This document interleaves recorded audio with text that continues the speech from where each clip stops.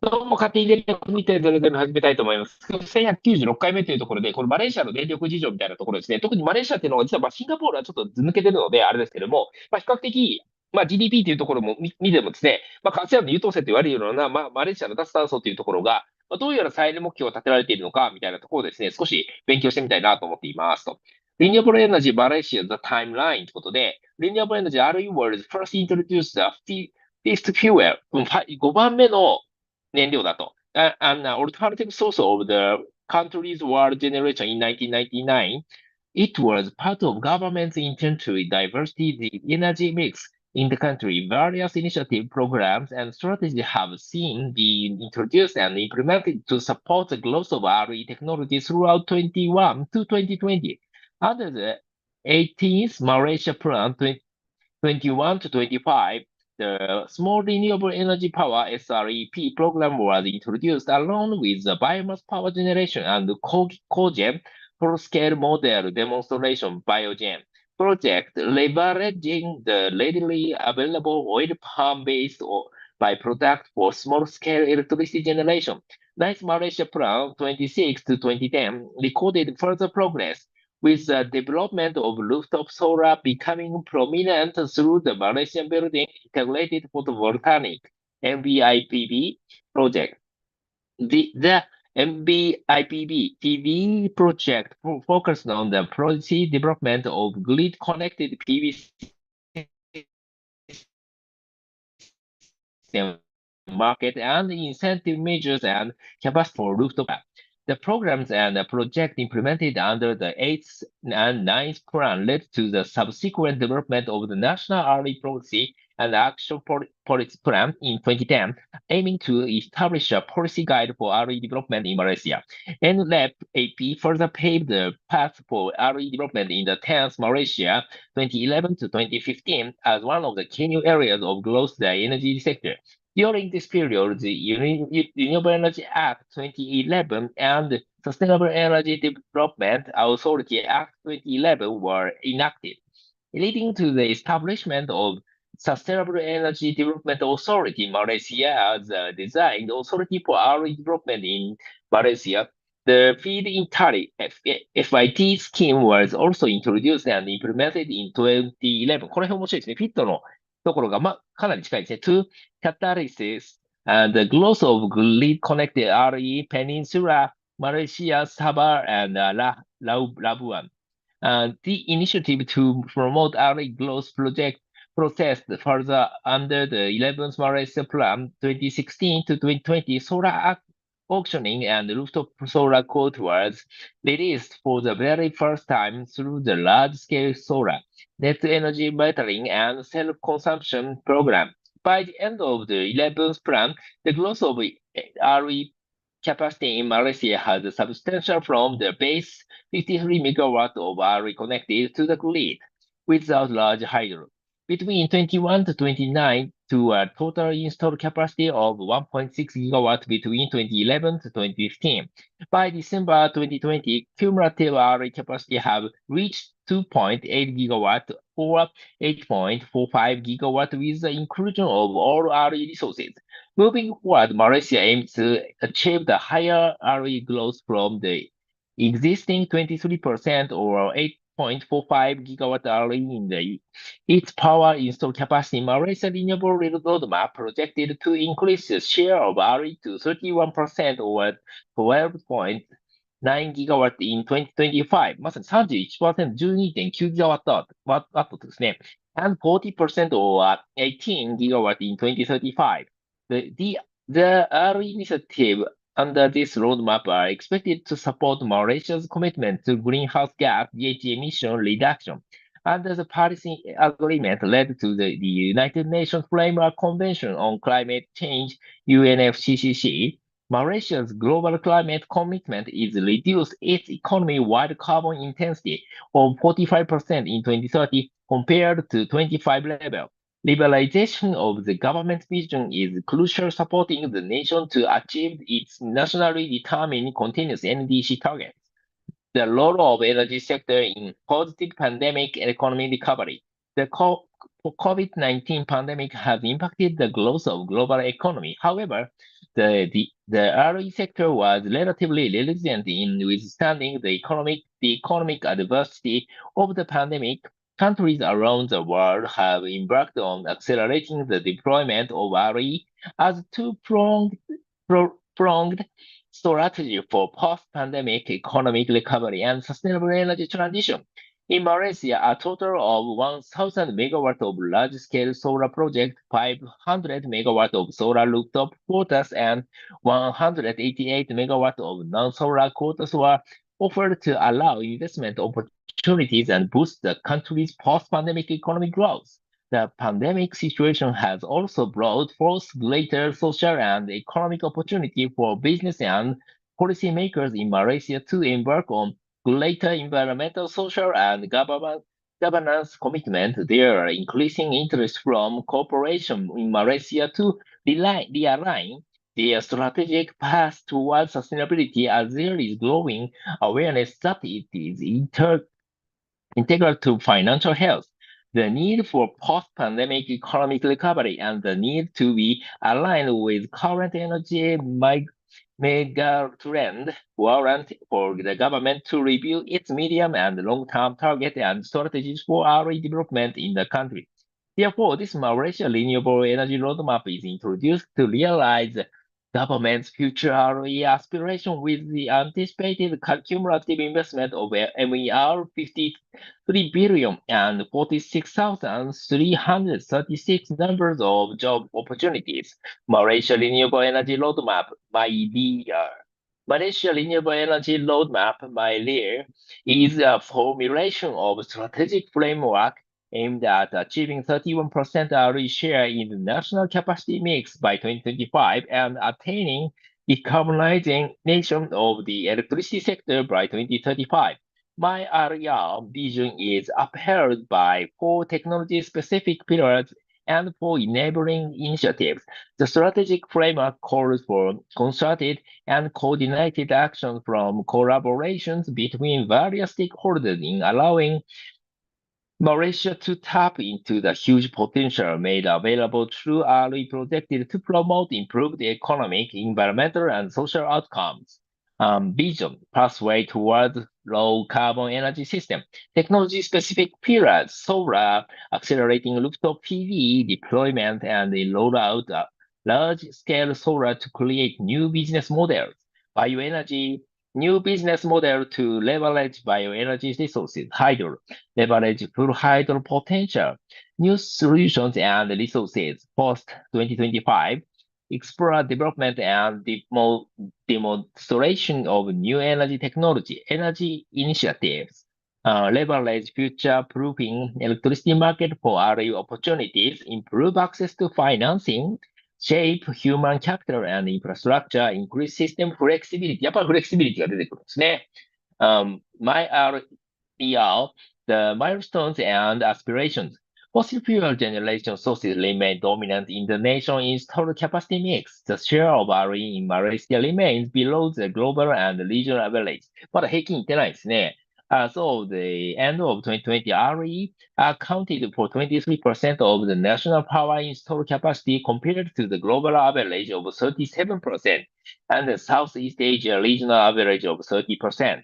Hence, there is a pressing need to accelerate RE development in Malaysia to meet the committed RE and climate target by strengthening existing program and introducing new approaches in parallel with government's practice in future-proofing existing electricity market regulations and power sector industry practices. This roadmap shall be the forward-looking document outlining related strategies in accelerating RE deployment in Malaysia. More importantly, the roadmap aims to strike a balance between environmental targets, preserve affordability and economic benefits, and maintain system security by mitigating the impact of variable renewable energy (VRE) sources, ultimately enabling the Malaysia power sector to deliver reliable and affordable green power to all. Guiding principle for the pursuit of reliable green power. First, 1. Environmental target and policies. 2. System security. 3. Affordability and economic benefit. Developing reliable green power to all. This roadmap assesses two distinct scenarios for RE capacity evaluation up to year 2035 with scenario 1 presenting business as usual BAU and scenario 2 new capacity target NCT. Section Scenario 1 Business as usual BAU. This scenario considers implementing existing policies and programs without further extension and introduction of new programs. The implementation of approved, committed, and announced capacity and existing programs, i.e., project under the FEET, LED, SS, and NEM programs will lead to 11.7 gigawatt projected RE capacity in 2025. Share of renewable in the installed capacity share shall reach 29% in 2025, with minimal future RE growth resulting in 32% in 2035. Scenario 2, new capacity target NCT. This scenario targets a higher RE capacity by 2035 with further decarbonization of the electricity sector in Malaysia. This scenario is aligned with the capacity development plan or planning and implementation committee for electricity supply and tariff for Peninsula Malaysia, JPPPET 2021 for Sabah and current outlook Sarawak. This scenario is designed to achieve the national target of 31% RE share with 12.9 gigawatt of RE installed capacity by 2025, while prioritizing system stability in the choice of RE technologies. Post-2025 foresee greater RE deployment with RE target of 40% by 2035, in which penetration of solar during peak demand reaches 30%. Therefore, implementation of specific measure is required in ensuring system stability, including rollout of energy storage technologies, as well as improving system flexibility post-2025. The measures are expected to enable a shift toward flexible and dispatchable solar generation. The comparison of the two scenarios is summarized. Summary of RE capacity evolution and RE share and MR ということで、実際に野心的なチャレンジングなターゲットと、そのまま成り行きのターゲットみたいなところですね。で、RE potential leveraging indigenous renewable in Malaysia. A review of Malaysian RE resources potential has been conducted, leading to the identification of the following resource potential. 269 gigawatt potential for solar PV dominated by ground-mounted configurations, 210 gigawatt, including considerable potential from rooftop, 42 gigawatt, and floating configurations, 17 gigawatt, close to 13.6 gigawatt resources potential for large hydro, whereby 3.1 gigawatt is identified in Peninsula Malaysia, 493 megawatt in Sabah, and 10 gigawatt in Sarawak. 3.6 gigawatt resource potential for bioenergy, including biomass, 2.3 gigawatt, biogas, 736 megawatt, municipal solid waste, 516 megawatt, 2.5 gigawatt resources potential for small hydro, up to 100 megawatt, 229 megawatt of geothermal resources potential. The RE technical potential assessment considered, among others, Malaysia's advantageous geographical location offers abundance of indigenous natural resources readily available to be utilized for RE power generation. Malaysia proximity to the equator provides strong solar. やっぱりソーラーに合うんですね。irradiance in the range of 1,575 to 1,812 kilowatt hour per hectometer throughout the year, comparable to countries with more mature and developed solar PV markets. The potential in approximately 450 power oil mills across Malaysia, processing an average of 95 million tons of fresh fruit bunch (FFB) annually. In which the waste from palm oil processing can be utilized as a feedstock for bioenergy power generation, either through biomass combustion or biogas capture technologies. Available agricultural and husbandry residue from rice production, wood processing, and annual waste which can be used for power generation. Growth in population and urbanization in Malaysia contributes to increase in production of municipal solid waste. An estimated average of 9.5 million tons of solid waste were generated every year. This can be potentially be used for bioenergy power generation, leveraging waste to energy technologies, and 189 river basins can support small hydropower generation. Summary of RE resource potential in Malaysia, Peninsula, Malaysia ってことで、やっぱりこれ見てもですね、ソーラー PV200、69 gigawatt, large hydro 13.3 gigawatt, bioenergy 3.6 gigawatt, small hydro 2.5 gigawatt, thermal 0.2 gigawatt。まあ実際やっぱり太陽光の、まあワットアワーで言うともう少し減りますけれども、かなりやっぱり太陽光のポテンシャルということに期待されているということですね。The RE resources technical potential provide the basis for the capacity projection in this roadmap, taking cognizant the RE integration with the balanced mix between firm and variable renewable is important to maintain a stable and reliable electricity supply system. Illustrated and recommend RE capacity mix based on new capacity target scenario will contribute toward ensuring long-term energy security while decarbonizing Malaysia's power sector. The RE target is determined according to the technical potential available for each RE resources with consideration for fair growth opportunities for each region. Large hydro, biogas, biomass, solar, small hydro っていうところが目指されていると。で、実際に B capacity mix to achieve the target in 2035っていうところで言うと、やっぱりこのラージハイドロ、やっぱり水力っていうのがかなり大きく見られていて、まあ、それについて、まあ、容量でいくと、このソーラーも7280メガワットっていうところで、あとはこのスモールハイドロ、やっぱりこの水資源っていうことにかなり、まあ、盛んなところになるのかなと思います。で、the strategic framework, the roadmap defines a strategic framework driven by four technology specific strategic pillars and supported by four cross-technology enabling initiatives. The framework takes into account the outcome of the roadmap assessment on available RE resources, existing institutional and regulatory framework, industry practice, and technology adoption, as well as projected future social and economic development.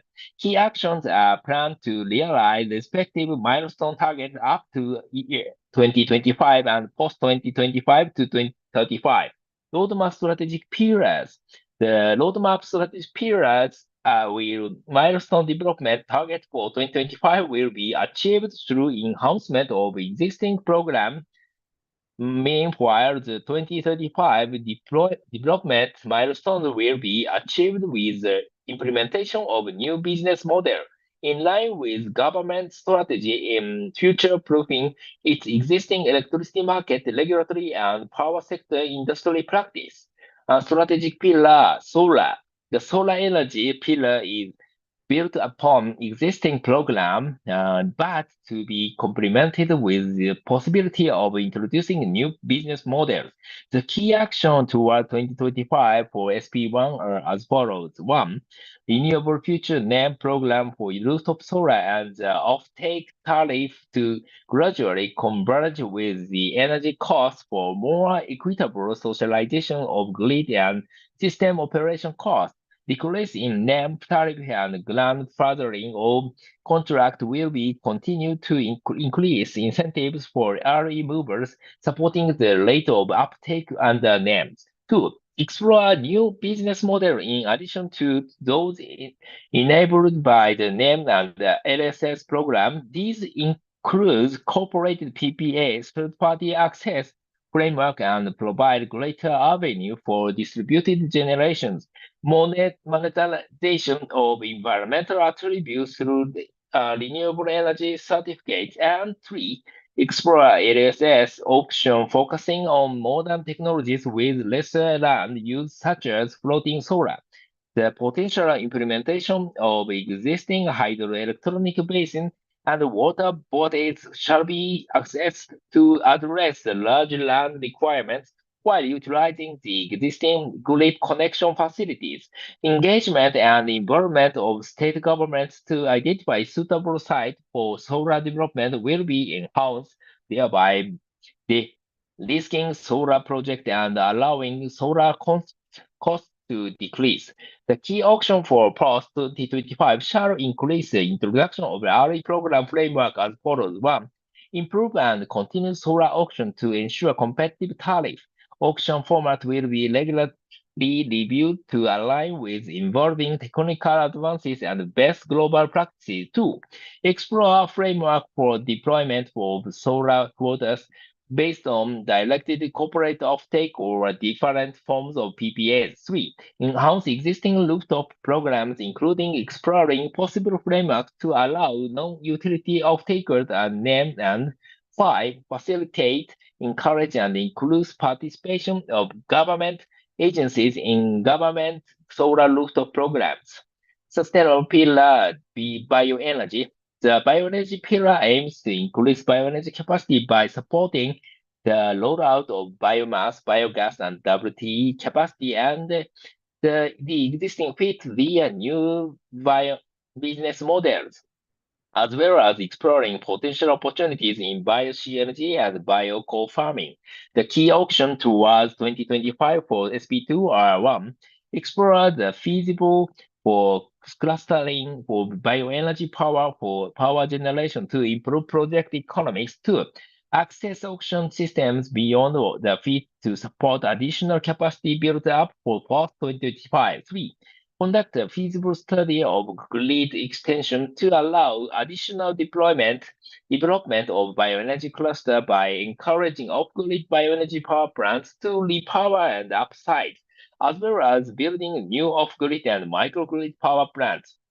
Four, explore a possibility of a net metering scheme for bioenergy resources. Five, leverage available bioenergy feedstock from municipal solid waste for the development of waste to energy WTE facilities as a two-pronged strategy in addressing the waste management issue and in supplying energy to the national grid. Six, conduct feasible study of bio-CNG power generation and biomass co-farming in coal-fired power plants. And seven, encourage studies and assessment on the improvement in energy power generation technology to be conducted. The key auction for post-2025 shall build upon the strategies implemented by 2025 to support further capacity built up as follows. One, recommended a new auction mechanism to support additional capacity built up with improved by-product management towards circular economy. Two, undertake syndication of bioenergy potential with possible grid extension to identify additional development of bioenergy cluster. Three, improve and review energy purchase framework for WTE project to ensure equitable socialization cost. Five, four, explore the implementation of equitable and feasible support mechanism for bio-CNG and biomass co-farming. And five, support improvement in bioenergy power generation technology. Strategic pillar hydro. The hydro